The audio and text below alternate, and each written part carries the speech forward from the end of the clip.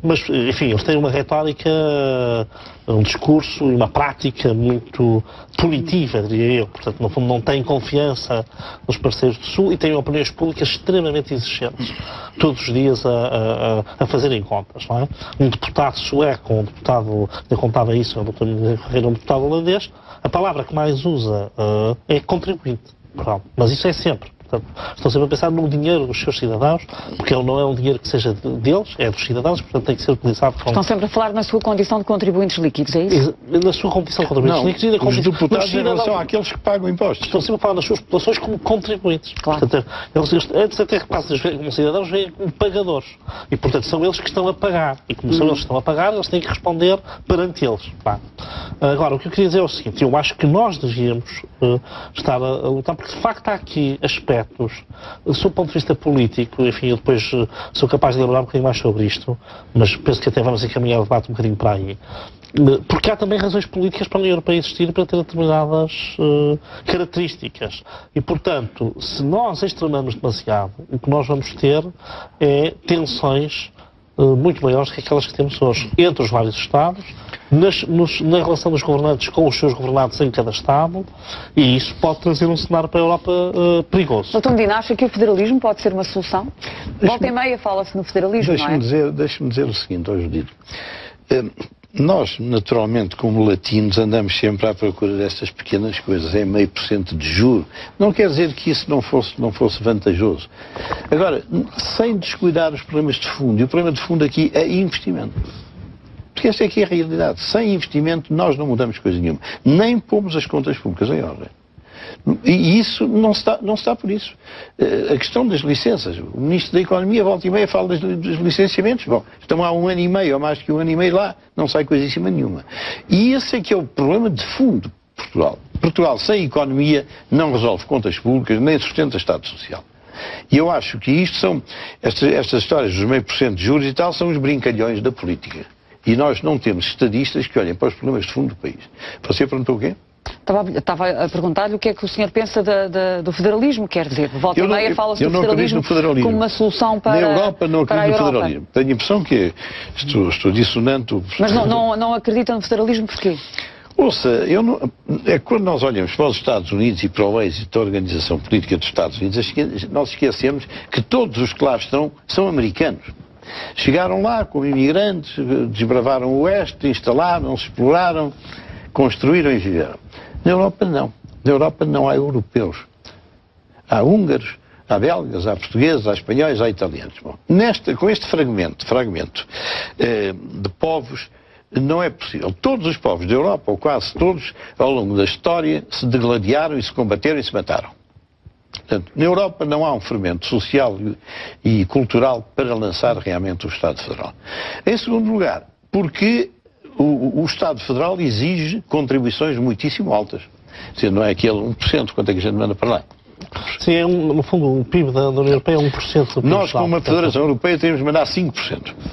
Nós ficávamos depenados financeiramente com o federalismo. Dr. Paulo Rangel, desculpe interromper. Deixe-me só dizer... Era só para percebermos quanto é que representa o bolo europeu. O bolo europeu representa muito pouco. Portanto, o bolo europeu representa 1% do PIB de toda a Europa. Isso é quanto? Eu não sei dizer os números ao certo, não tenho isso presente. Também não sei. Mas deve ser muito dinheiro. É muito dinheiro, é qualquer coisa equivalente ao orçamento da Dinamarca, para ter um pouco... Pois, para nós Portanto, para nós será muito dinheiro. Agora, é muito dinheiro que ao mesmo tempo é muito pouco. É preciso perceber isto. A Comissão Europeia, que toma decisões estratégicas fundamentais para 500 milhões de cidadãos, tem só 34 mil funcionários. Só a Câmara de Paris tem 54 mil. Portanto, para nós precisamos a menção. O serviço externo do Reino Unido tem 4 vezes mais funcionários do que tem o da União Europeia. Então o senhor acha que os chamados eurocratas são poucos? Não é serem poucos, são extremamente eficientes, ao contrário do que se imagina. Repare, a discussão dos eurocratas é ridícula. Sabe quanto se gasta em investimento no orçamento da União Europeia? 70%. Que é uma coisa que não acontece em mais de nenhum Estado. Portanto, essa discussão é uma discussão demagógica, feita, enfim, apenas... Reparem, não estou a dizer que a discussão não tenha sentido hoje, porque acontece nos Estados contribuintes líquidos, que falamos há pouco, os contribuintes líquidos agora dos Estados, realmente, é que eles estão a fazer cortes, não é? O caso do Reino Unido está a fazer cortes, ou a Suécia está a fazer cortes, a Holanda está a fazer cortes, e portanto eles não compreendem que aumentem a sua contribuição. Mas a verdade é que um euro gasto pela União Europeia é muito mais rentável que um euro gasto pelos Estados. Portanto, isto é uma coisa que está mais que demonstrada. Agora, o que é que acontece? Há aqui um problema que colocou o Dr. Medina Carreira, que é muito importante para gostar de dizer a questão política que ele também colocou. Mas vou já colocar esta, que é a questão de financiamento de um Estado Federal. Um dos problemas é que a União Europeia, nos anos 90, até o início dos anos 90, era basicamente financiada com recursos próprios.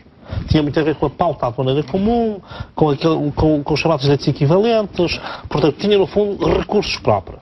E, portanto, o seu orçamento foi um orçamento que, mesmo conseguindo a Thatcher, cresceu sempre. Porque ela não se importava que o orçamento crescesse, desde que os recursos fossem próprios.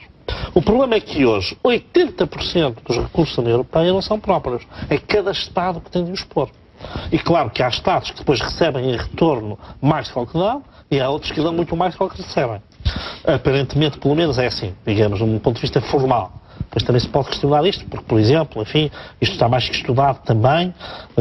Hoje há Estados que recebem, são receptores líquidos. Isto é uma análise mais fina. Mas aceitando este princípio de que uns dão e outros recebem, a verdade é que isto se torna extremamente difícil de fazer passar numa opinião pública. Por isso é que tem havido uma luta tremenda por parte daqueles que são federalistas, entre os quais eu me incluo, para que a União seja dotada de recursos próprios. Que podia ser, como já foi em grande parte e como é, uma percentagem do IVA, que podia ser este imposto sobre as transações financeiras, se isso for para a frente, em termos que sejam aceitáveis, porque é altamente duvidoso que, tal como está, seja uma coisa eficaz e não venha até aprofundar a recessão. Os suecos, pelo menos os ingleses, acham que os suecos chegaram a experimentar isto e dizem que não funcionou, que pelo contrário afastou todos os investidores da Suécia, portanto teve um efeito exatamente contrário. Deixe-me só ouvir o Dr. Medina, que há bocado queria dizer algo. Não, queria dizer que a lista dos contratempos ou dos inconvenientes não fica por aí, porque ouve-se muitas vezes as pessoas dizerem mas a Califórnia recebe muito dinheiro do Estado Federal. As pessoas querem receber dinheiro trabalhando pouco. Mas esquecem-se que para receber esse dinheiro é preciso pôr lá muito mais. Quer dizer, podíamos ver a beneficiar mais do que pagássemos. Mas não é na medida em que as pessoas pensam. As pessoas pensam, bom, ficamos aqui com o Estado Social despreocupado porque lá de Berlim vem o dinheirinho do Estado Federal. É que anda tudo, passa a expressão à gosma, percebe? E há um outro ponto que é talvez ridículo. Eu não sei como é que o português se sente, em vez de ter um Presidente da República em Belém, ter lá um Sr. Silva. Bom, este também é Silva, então ponhamos lá um Costa. Um governador Costa. Eu acho que em Roma, não o Presidente Napolitano, para estar lá um fínico, um governador italiano. Os povos da Europa não encaixam isto. Têm realmente uma integridade, uma verticalidade formal e de autonomia que não encaixa estas coisas. Já lá vou. Já pensou nisso também? Sim, já pensei. Enfim, temos que pensar em alguma coisa. Pelo menos enquanto a crise dura. Portanto, o que eu digo é o seguinte, vamos cá ver. A análise que faz o Dr. Medina Carreira está certa. Isto é muito mais difícil ter um sistema federal na Europa do que é nos Estados Unidos. Temos algumas experiências. Temos a experiência da Suíça, por exemplo, em que nós temos gente que fala línguas diferentes, há religiões diferentes e que se integraram. Claro, tem uma são suíços, estão lá os suíços, não é? Sim, pronto, agora são suíços, durante muito tempo não eram. Agora, o que acontece é o seguinte, nós temos que olhar para o continente europeu como um espaço que, porque isto é verdade, mas é um espaço que viveu em guerra sempre. E, portanto, o papel que a União Europeia pode ter aqui, com mais ou com menos federalismo, o federalismo pode ser mais um caminho do que mais um objetivo do que propriamente uma realidade imediata, pode ser algo que se vai aprofundando. No fundo, tem sido isso a história da União Europeia até hoje. É uma história de integração cada vez mais aprofundada. Mas repare, se não for assim, o caminho para que nós chegamos também é um caminho de conflito. Portanto, eu não tenho dúvidas sobre isso, porque um continente que está há 2500 anos com conflitos permanentes e que teve duas guerras civis, vou-lhe chamar assim, a Primeira Guerra Mundial e a Segunda Guerra Mundial, devastadoras. E já antes não estavam quietos. Não, pois eu digo, isto são 2500 anos de tradição, as questões foram sempre resolvidas desta maneira. Não há nenhuma razão para nós pensar que somos melhores do que os nossos avós ou que os nossos bisavós. Nós agora digo europeus. Os portugueses até estão aqui num cantinho, até, enfim, o impacto disso era limitado. E, portanto, nós temos que encontrar uma plataforma comum. Há outro aspecto, com a globalização. É que nós vemos estas diferenças que diz o Dr. Medina Carreira, ele está certo. De facto, um alemão não tem nada a ver com o português, um alemão não tem nada a ver com o letão não tem nada a ver com o esloveno. Muito bem. Mas vistos de fora, eles acham que nós somos iguais. Quer dizer, para um lituano, por exemplo, não há diferença entre um português e um espanhol. Assim como para um português não diferencia um lituano de um letão ou um dinamarquês de um sueco. Quer dizer, afinal, nós temos mais em comum do que pensamos. Ora, num contexto global, também não sei como é que nós vamos responder numa economia globalizada, com as características que tem hoje, com a China emergente, com o Brasil, com a Índia, com o Bloco dos Estados Unidos, enfim, com o Canadá, com a Austrália, a África do Sul, a Turquia, tudo isto, a Indonésia, todos eles. É preciso, não sei se nós temos capacidade de resposta. Portanto, eu julgo que nós temos de nos organizar. E, portanto, eu acredito que o federalismo, ou o caminho para o federalismo, é uma saída política para a União Europeia. Doutor Medina, temos que avançar no programa, pensando na classe política atual. Estou a falar com um europeu, eu aproveito a oportunidade para deixar uma mensagem. Eu, felizmente, está longe daqui. Eu tenho pensado, não sei se tem alguma viabilidade e se alguém apoia isto. Se voltássemos aos 6 da CEE e criássemos uma EFTA à volta, tenho a impressão que isto era muito diferente. Muito mais realista. Muito mais realista. Eu penso que isso é a solução que os ingleses defendem, ou alguns ingleses, não é? Que sabem muito. Não, que não é bem uma EFTA. É mais até mais que isso. É um mercado único. Ou seja, os ingleses não querem deixar o mercado único em caso nenhum. Portanto, a ideia da livre circulação de mercadorias, nomeadamente mercadorias, mas também serviços, capitais, pessoas. Eles isso não querem. Eles só querem acabar com todo o resto.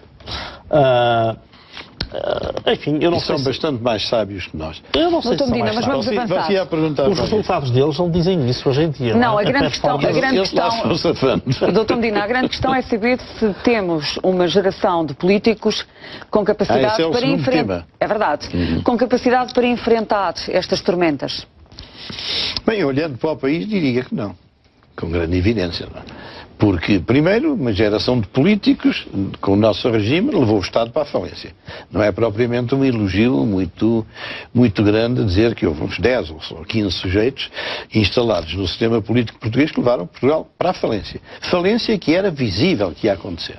Foi escrito, foi dito por várias pessoas, provavelmente eu fui o mais maçador de todos, mas era uma coisa que se via há 8 anos, pelo menos. Está escrito há 8 anos. Ora, uma geração que leva um país para a falência é uma geração que não está à altura das circunstâncias. Agora pode dizer, bom, mas essa foi-se embora e agora vêm uns. Bom, destes eu também olho para eles e não vejo nenhuma salvação para o país com esta gente. E acho que os partidos, por razões que eu imagino que quais sejam, não têm condições para pôr cá fora gente com qualidade para assumir responsabilidades de tal tamanho em Portugal. Qual é a sua opinião, Dr. Rangel? Ora bem, eu peço desculpa ao Dr. Paulo Rangel, que é desta geração. Sim, pronto, já estou também para ouvir isso. Mas que é que... Até porque começou por criticar a anterior. Portanto, mas acha justo ou injusto o que o Dr. Medina diz? Eu compreendo o que ele diz. Acho que há aspectos de verdade no que ele diz. Talvez seja demasiado... exagerado. Radical, talvez. Radical no sentido que vai muito às raízes e, enfim, num ponto ou noutro pode haver até, como diz, algum exagero. Mas vamos cá ver o que é que eu acho. Democracia sem partidos não há. Claro. Portanto, isto é uma evidência. Não há. Pronto. Mesmo que não sejam estes. Agora, os partidos, de facto, eu não sei se eles alguma vez foram organizações muito benignas, mas, de facto, tornaram-se em realidades muito enquistadas. Portanto, muito fechados sobre si próprios. Extremamente fechados à sociedade.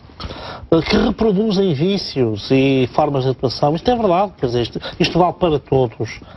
Enfim, o Partido Comunista, apesar de tudo, é um caso à parte. Sim, isso não quer dizer que seja melhor. Tem uma organização singular que a gente conhece muito bem e é aquela, e pronto, ponto final. Também não evolui propriamente, está igual há 30 anos.